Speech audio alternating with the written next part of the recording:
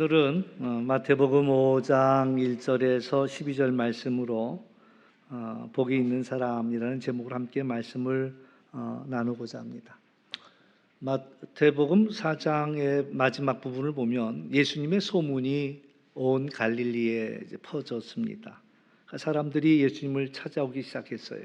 병든 자가 찾아오고 귀신 들린 자가 찾아오고 중풍병자가 찾아오고 고통받는 많은 사람들이 예수님 앞에 답을 얻기 위해서, 해결하기 위해서 예수님을 찾아왔고 살 길을 찾아왔고 또 희망, 소망을 얻기 위해서 예수님을 찾아왔습니다. 예수님이 무리가 몰려오는 것을 보시고 산 위에 오르셔서 그리고 말씀을 가르치시는 이야기가 이제 5장부터 시작이 됩니다. 이걸 가르쳐서 5장, 6장, 7장 말씀을 산상수훈이라고 이야기합니다. 산 위에서 가르치는 말씀인데 수훈, 빼어날 숫자를 써서 아주 빼어난 가르침이다. 또 다른 말로는 산상보훈, 보배로운 보물과도 같은 가르침이다. 그래서 우리 기독교인뿐만 아니라 많은 사람들이 이 5장, 6장, 7장 말씀을 정말 귀한 가르침으로 알고 있습니다. 예수님이 기적을 행하시기 전에 먼저 말씀부터 가르치셨다라는 사실을 우리는 알아차릴 필요가 있습니다. 중요한 것은 우리가 치유받는 것도 중요하겠지만 그보다 더 중요한 것은 삶의 그런 어떤 가치라든가 이 가치관을 바로게 하는 것이 더 중요했다라는 그런 이야기입니다. 그래서 이제 전도가 뭐냐라고 이야기할 때 뭐 전도 이야기도 마찬가지고 또 믿음이 뭐냐라고 이야기할 때 또 내지는 신앙이 뭐냐라고 얘기할 때 한마디로 하나님의 말씀 앞에 서는 일이다 이렇게 이야기할 수 있습니다. 하나님의 말씀 앞에 서는 거예요. 우리가 밖에 외출하기 전에 거울부터 보잖아요. 거울을 봅니다. 거울 앞에 섭니다. 그리고 우리 자신을 꾸미겠지요. 뭐가 잘못된 데 없나? 눈곱은 떨어졌나? 뭐 이러면서 옷은 제대로 입었나? 모양은 제대로 나왔나? 거울 앞에 서는 것처럼 우리 신앙이라는 것은 말씀 앞에 서는 일이다. 또 전도란 사람들로 하여금 말씀 앞으로 오도록 초청하는 일이다. 이렇게 이야기할 수가 있습니다. 그러면서 이제 오늘 우리에게 주는 말씀은 세상이 말하는 복과 또 다른 하나님 나라가 말하는 또 예수님께서 말씀하시는 복이 무엇이냐라는 것들을 우리가 한번 나누고자 합니다. 그래서 오늘 예수님은 심령이 가난한 자는 복이 있나니 천국이 그들의 것이다 라고 말씀하십니다. 그러니까 오늘 예수님께서는 계속 복이 있다라고 말씀하시는데 마카리오이라는 단어를 썼습니다. 세상에 있는 사람들은 무엇을 복이라고 생각할까요? 많이 가진 사람이 복이라고 생각합니다. 많이 가지면 그건 복받은 사람이다. 근데 과연 그런가? 많은 것들을 가진 사람들조차도 행복하지 않은 사람들도 많습니다. 또 성공하면 복이다. 뭐 성공한 건 좋은 일이에요. 그러나 또 그 성공을 복이라고 이야기하기는 또 어렵다라는 이야기고요. 꽃들에게 희망을 이라는 책이 있습니다. 애벌레가 길을 가다 보니까 이제 나뭇잎만 갉아먹는 것만 갖고는 그 벌레가 생각할 때 이게 인생의 전부가 아닌 것 같단 말이죠. 뭐가 있을까? 그러다가 이제 어느 기둥을 만납니다. 막 애벌레들이 다 기둥으로 기어 올라가는 거예요. 그러니까 물어봤어요. 왜 이렇게 기어 올라가느냐 물어보니까 저 끝에는 우리가 구하는 뭔가가 있다라는 거죠. 나름대로 물질이라는 기둥, 명예라는 기둥, 뭐 여러 가지 기둥들이 막 밟고라도 올라가는 거예요. 다른 벌레를 밟고 올라가기 위해서는 다른 벌레를 밟아야지 올라가니까. 그래가지고 길을 쓰고 끝까지 올라가서 보니까 아무것도 없는 거예요. 그러니까는 아무것도 없네. 그랬더니 옆에 있는 벌레가 조용해. 저 밑에는 그걸 모르고 여기 올라오려고 애를 쓰고 있다고. 그러니까 그 벌레가 이제 이건 아니다 싶어갖고 내려오는 이야기가 있죠.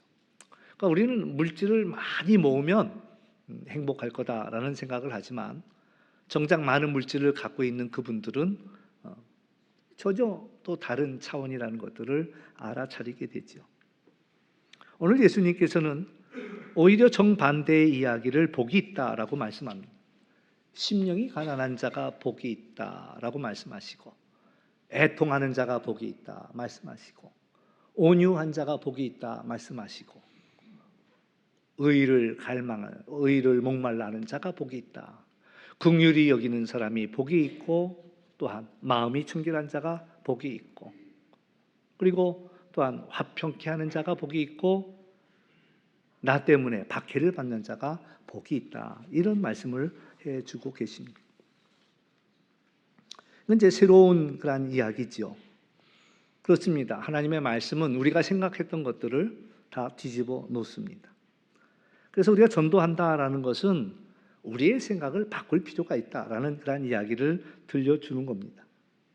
심령이 가난한 자가 복이 있다라는 이야기는요, 경제적인 빈곤을 의미하지는 않습니다. 하나님 앞에서 나는 아무것도 아닙니다라는 것들을 고백하는 것. 내가 대단한 줄 알았는데 하나님 앞에 서니 나는 아무것도 아닙니다라고 영적인 그런 빈손임을 인정하는 것이 바로 심령이 가난한 상태입니다. 바리새인들은 자기 의가 가득했습니다. 나만한 사람이 있으면 나와 보라고 해. 심지어는 하나님도 아쉽지 않을 수도 있었습니다. 스스로와 나는 그래도 괜찮은 사람이야 라는 것으로 꽉 찼다라는 얘기. 그러나 세리와 죄인들은요, 고개를 들지 못했습니다. 가슴을 치면서 말했습니다. 하나님이여 나를 불쌍히 여기소서, 나는 죄인이로소이다. 오늘 우리에게 중요한 부분입니다. 우리가 하나님 앞에 하나님 나를 불쌍히 여기소서라고 고백할 수 있는 이것이, 나는 괜찮은 사람이야 라고 생각하는 사람들에게 아니야, 우리는 주 없이는 살 수 없는 사람들이야, 주님이 도와주지 아니하시면 우리는 아무것도 아니라는 것을 깨달을 때, 그렇습니다. 언제 복음이 들어가는 줄 아세요? 나는 하나님이 안 도와줘도 살아, 이런 사람들에게는 복음이 안 들어갑니다. 그러나 이렇게도 해보고 저렇게도 해보고 다 해봤는데 이 방법도 없고 저 방법도 없을 때, 주님밖에는 나를 도울 리가 없습니다 라는 그런 고백이, 탄식이 터져 나올 때에, 그때 하나님의 말씀이 그들에게 임하더라 라는 이야기입니다. 그래서 하나님 나라는 누가 가느냐라고 할 때 괜찮은 사람들이 가는 것이 아니라 주님의 은혜를 구하는 자들만이 가는 나라가 하나님의 나라라, 이렇게 이야기할 수가 있습니다. 또 애통하는 자가 복이 있다고 그랬습니다. 왜 애통하는가? 단순히 슬픈 감정을 이야기하는 것 아닙니다.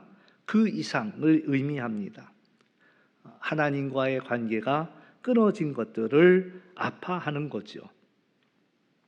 오늘 세상은 죄를 가볍게 여깁니다. 죄를 느끼지 못하는 거예요. 왜? 죽은 영혼들은 아무리 무거운 돌을 올려놔도 그 무게를 느끼지 못합니다. 그러나 이제 살아있는 영혼들은 그 무게를 느끼는 거예요. 죄의 무게를 느낀다라는 그런 이야기입니다. 어떤 이들은 이제 칸트 같은 경우는 그랬죠. 사람을 선하게 봤습니다. 밤하늘에는 별이 빛나고 사람의 마음에는 양심이 빛난다. 근데 양심에 화인 맞은 사람들은 죄를 지으면서도 죄인 줄 모른다는 거예요. 나보다 더 나쁜 사람들 많은데 저 사람에 비하면 그래도 나는 괜찮은 사람이야, 이런 생각들을 하는 거죠. 우리가 참 중요한 것은요, 전도의 핵심은 죄를 깨닫게 하고 회개하게 하고 구원을, 그러니까 죄라는 이 단어, 키워드, 죄라는 단어를 우리도 정확하게 이해를 해야 합니다. 우리가 먼저 죄가 뭔가라는 것들을 정확하게 이해해요. 죄를 알아야 회개할 수도 있고요. 또 구원이 정말 누가 나를 구해 줄 수 있겠는가, 나를 구원할 자를 찾게 된다는 거예요. 근데 죄에 대해서 정확하게 모르면 회개할 일도 없고 구원을 찾을 수도 없고 라는 그런 문제죠. 근데 참 불편해요. 죄의 일을 이야기하려고 하면은, 회개를 이야기하려고 하면은, 또 구원을 이야기하려고 하면은 왠지 불편한 거예요. 불편한 거예요. 아마 의사 선생님들이 어려운 건 그럴 것 같아요. 검사를 하고 났더니 병이 발견이 돼서 뭐 심각한 암이 발견이 됐어.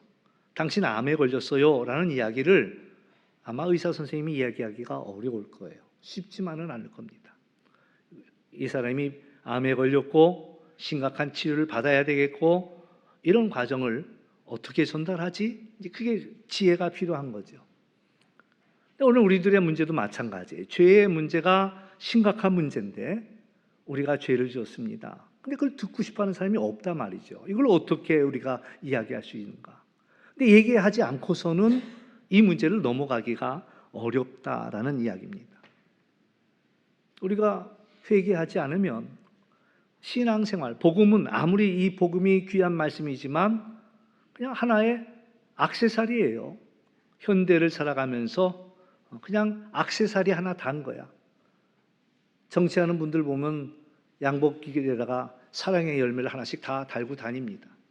그이가 긍휼이 많아서 그런 건지 아니면 남들 다 달고 다니니까 나도 하나쯤은 달고 나가야 될 것 같아서 달고 다니는지. 신앙생활도 그렇게 되기 쉬운 거예요. 내 죄의 문제를 보지 못하면 우리가 정말 구원에 얼마나 필요하다라는 것들을 느끼지 못한다면 신앙생활하는 건 하나의 액세서리야. 남들 하나 하니까 교양쯤으로 하나쯤 나도 갖추고 다니는 그런 정도. 오늘 예수님이 하시는 말씀은 죄로 인하여 하나님과 끊어진 그 관계를 애통할 수 있는 자, 애통해 하는 자가 복이 있다라고 이야기합니다. 왜? 그들이 위로를 받을 것이고 하나님은 상한 심령을 멸시하지 아니하신다라고 우리에게 약속해 주셨어요. 자기의 죄를 인정하는 사람, 그 자기의 죄를 인정하는 사람에게 용서하신다. 우리에게 용서받지 못할 죄는 없다고 그랬습니다. 우리는 모든 죄를 용서받을 수 있습니다. 그럼에도 불구하고 용서받지 못한 사람들은 누구입니까? 회개하지 않는 사람들, 자기의 죄를 인정하지 않는 사람들이에요. 그러니까 죄가 커서 용서를 받지 못하는 것이 아니라 자기의 죄를 고백하지 않았기 때문에, 인정하지 않았기 때문에 용서를 받지 못한다라는 이야기. 원하긴 여러분들이 주님 앞에 회개함으로 자유와 위로의 기쁨을 누리는 그런 여러분이 되기를 주의 이름으로 축원합니다. 우리가 죄가 있으면요, 원수 마귀는 우리의 죄의 문제를 물고 늘어집니다. 제가 몇 번 드렸던 예화이긴 하지만 아마 그 예화가 제일 이해하기 쉬워서 드리는 얘기예요. 누나하고 남동생이 놀다가 아버지가 애지중지하는 비싼 도자기를 남동생이 실수로 깨버렸어요. 누나가 내가 비밀 지켜줄게. 그러니까 워낙 일이 크니까 어떻게 얘기할 수가 없네요. 그러니까 누나가 내가 아무소리 안 할게. 걱정하지 마라. 근데 이제 그다음부터 뭐가 문제가 됐냐면은 엄마가 누나한테 가서 콩나물 사와라 심부름 시키면은 누나가 안 가. 남동생한테 야 네가 갔다 와. 왜 나한테 그러면 잃을 거야? 너 도자기 낀 거 아버지한테 잃을 거야? 엄마한테 잃을 거야? 알았어. 그리고 가기 싫지만 또 심부름 간다. 또 뭐 시키면 야 이거 해. 아 싫어. 그러면 말한다. 거기에 이제 약점을 탁 잡혀갖고는 어쩔 수 없이 이제 매여 사는 거예요. 하다못해 선물을 받았는데 누나가 그 선물 이리 내놔 이런다. 이거 내 건데 너 말한다? 그러면 또 그 말 때문에 그래 누나 가져. 또 내놓고 얼마나 누나한테 시달렸는지 몰라. 시달리다 못해갖고 이제 이 남동생이 아빠한테 가서 자수했어. 아빠 사실은요 제가 깼어요. 아빠가 알았지. 내가 알지. 보나마나 네가 그런 걸 알고 있었지. 네가 자백할 때까지 내가 기다렸지. 용서해 줄게. 다음부터는 조심해. 그날 저녁에 누나가 또 이제 남동생 불러갖고 얘기하는 거야. 야, 엄마가 콩나물 사오래. 싫어, 안 가. 너 말한다? 말해. 나 용서받았어.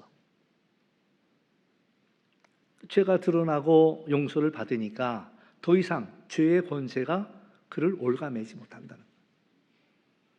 오늘 우리가 죄를 감추고 있으면 아무도 모르겠다라고 싶긴 하지만 원수 마귀가 그걸 알고 우리를 사로잡는 거예요. 그리고 네가 한 일 내가 다 폭로할 거야. 그러니까 그 죄에 매여 사는 거예요. 제가 아는 사람이 사채를 썼어요. 근데 이 사채가 얼마나 무서워요. 막 사채가 막 날이 갈수록 커지는 거야.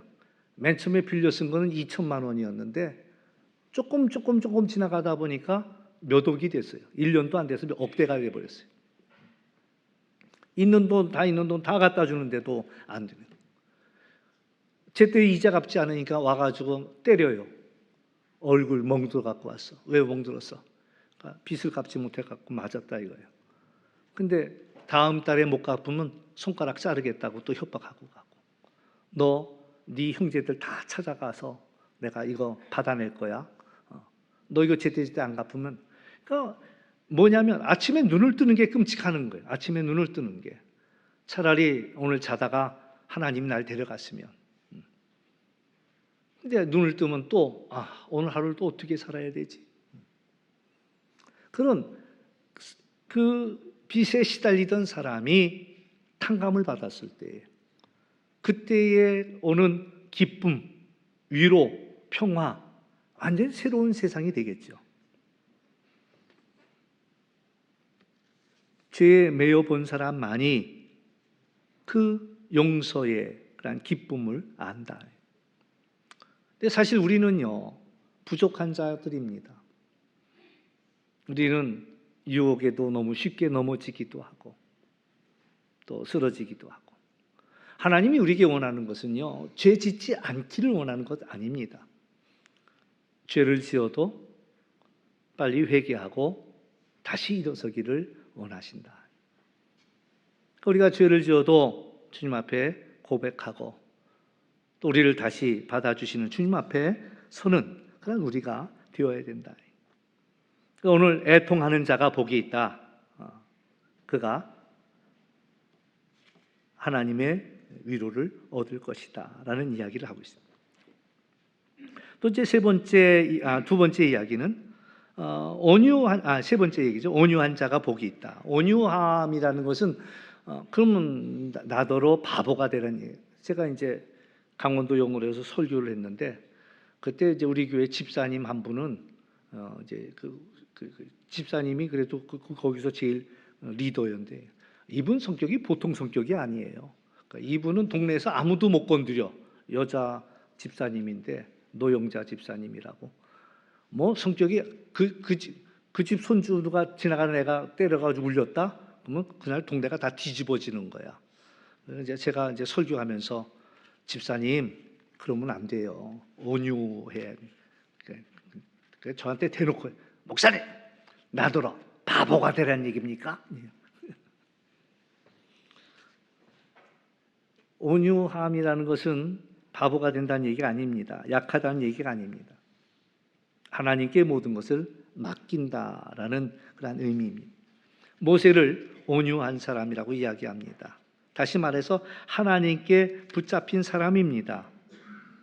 오늘 우리가 온유한 자가 땅을 기업으로 받는다 했는데 그것은 모든 것을 하나님께 맡겼기 때문이다라고 이야기합니다. 그러니까 하나님께 맡기고 잠잠해지는 법을 우리는 배울 필요가 있습니다. 왜냐하면 하나님이 더 잘 아시거든요. 이 문제를 어떻게 풀어가야 할지는 하나님이 더 잘 아신다. 그래서 분노하지 아니하고 인내하는 것. 그때 그 모습 속에서 주님이 드러난다라는 이야기입니다. 내가 한 말 하나, 내가 한 행동 하나, 거기에서 예수님의 향기가 드러난다라는 이야기입니다.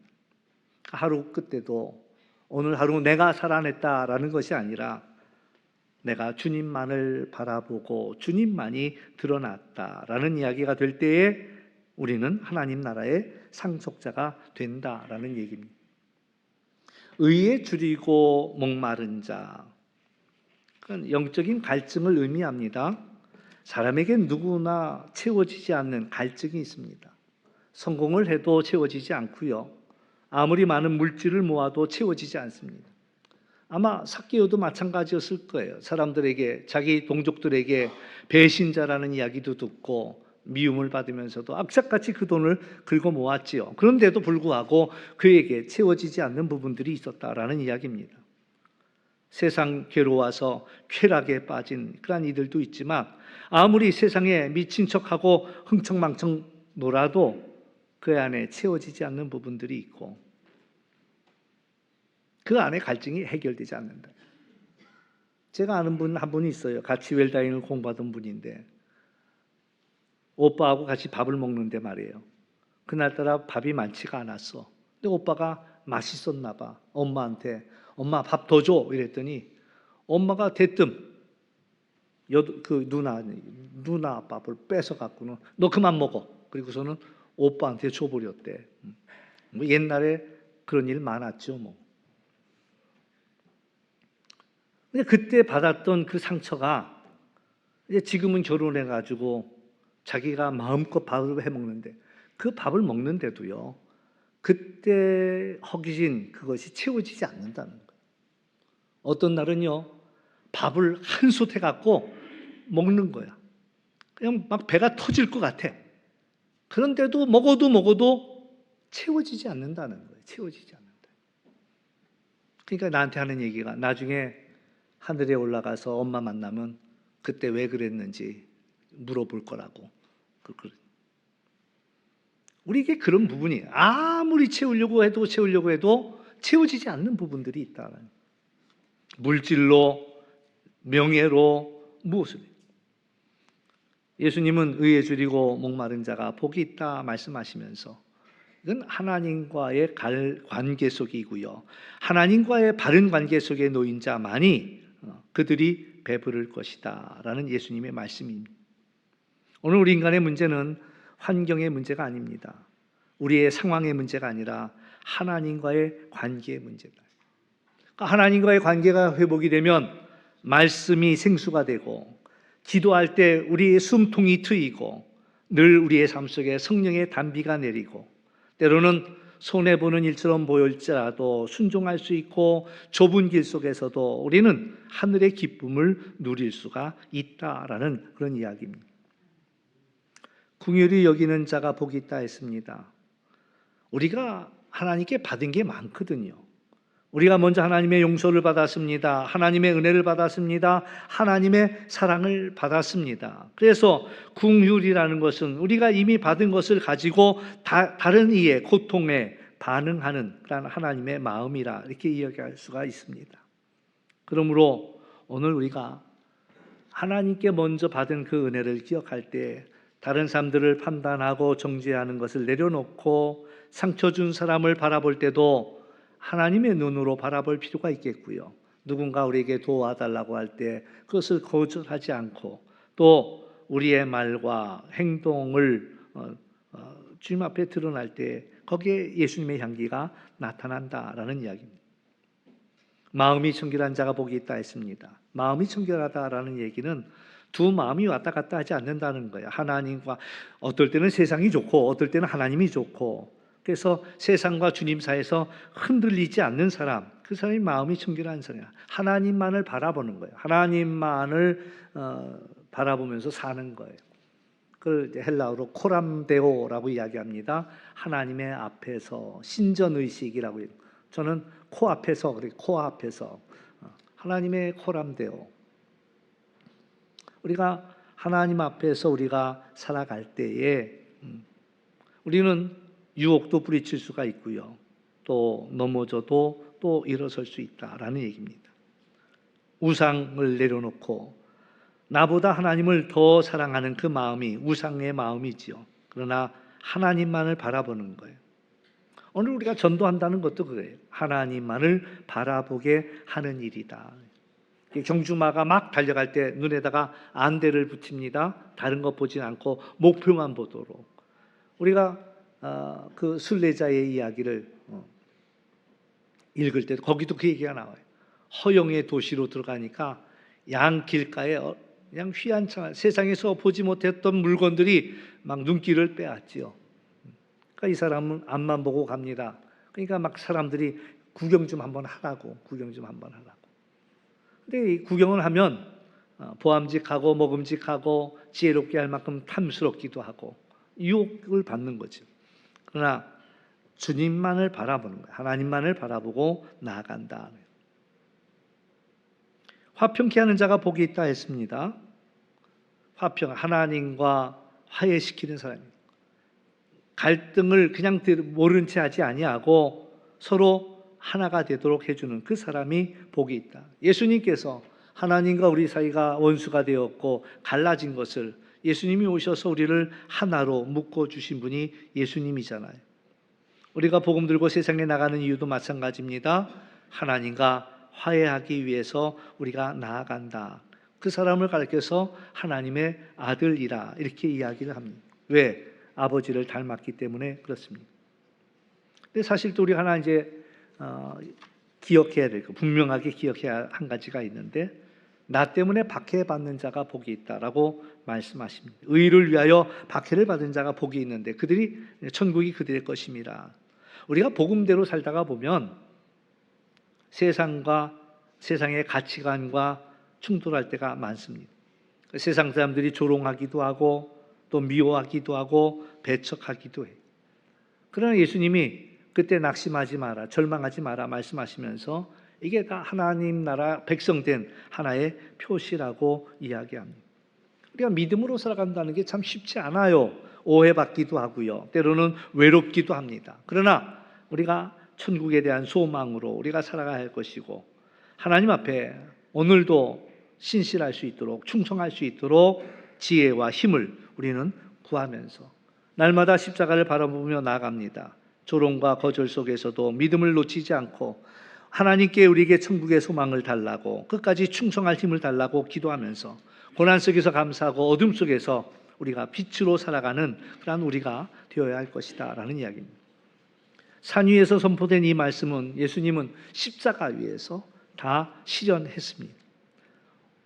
우리가 심령이 가난해질 수 있는 이유는 예수님이 부요해지셨기 때문에, 우리를 부요케 하기 위해서 가난해지셨기 때문에, 우리가 위로받는 이유는 예수님께서 버림을 받으셨기에, 우리가 하나님의 자녀가 된 이유는 예수님이 십자가 위에서 화평케 하셨기 때문에, 그러므로 우리는 복음이라는 것은 십자가를 이야기하지 않을 수가 없다. 그리고 부활을 이야기하는 것이다 라고 이야기할 수가 있습니다. 오늘 예수님은 물 위를 보시고 산 위에 올라가 말씀하시지만 사실 우리 한 사람 한 사람에게 말씀하시고 우리를 부르십니다. 이 길로 따라오라 말씀하시는 거예요. 심령이 가난한 자에게, 눈물 흘리는 자에게, 갈증이 있는 자에게, 또 상처 입은 자에게 그 문을 열어놓고 이 길로 오라고 부르고 계십니다. 교회는 그 초대장을 가지고 세상으로 나아가서 하나님 앞에 그것을 나누고 베푸는 그러한 공동체가 바로 교회라는 사실이에요.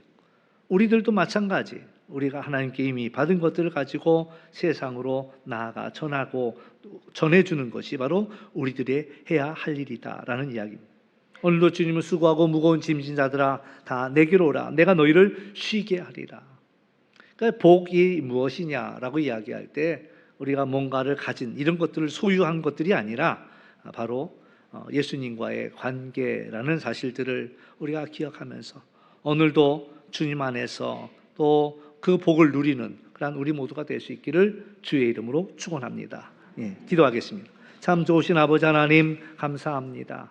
우리가 세상의 복이라고 여겼던 일들이 알고 보면 복이 아니었던 것들을 알아차립니다. 우리에게 진정한 행복은 바로 예수 그리스도 안에서 우리의 자리를 찾는 일인 것을 알게 하여 주옵시며 심령이 가난한 자가 복이 있다 했습니다. 주님 없이는 우리가 살 수 없다라고 고백하는 그 고백이 애통하는 자가 복이 있다고 했습니다. 죄 때문에 끊어진 관계 때문에 애통할 수 있는 그 사람이 위로를 얻을 것이기에 복이 있다 했습니다. 온유한 자가 복이 있다고 했습니다. 하나님께 모든 문제를 맡기고 이 땅에서 정말 고요하게 살아갈 수 있는 그 이가 복이 있는 사람. 의를 갈망하는 자가 복이 있다고 했습니다. 우리가 하나님 앞에 하나님의 나라를 구할 수 있는 저희들 될 수 있도록 인도하여 주옵소서. 긍휼히 여기는 자가 복이 있다고 했습니다. 우리가 받은 그 사랑을 기억하면서 우리들도 이 땅을 살아가며 긍휼을 베푸는 자가 되게 하여 주옵소서. 마음이 청결한 자가 복이 있다고 했습니다. 우리가 두 마음 나누지 아니하고 하나님만을 우리가 보면서 살아갈 수 있도록 인도하여 주옵소서. 화평케 하는 자가 복이 있다 했습니다. 하나님의 아들이 될 것이다 했습니다.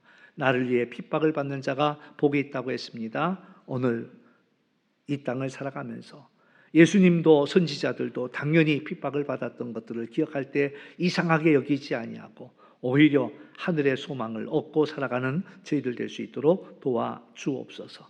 감사하며 예수님의 이름으로 기도하옵나이다. 아멘.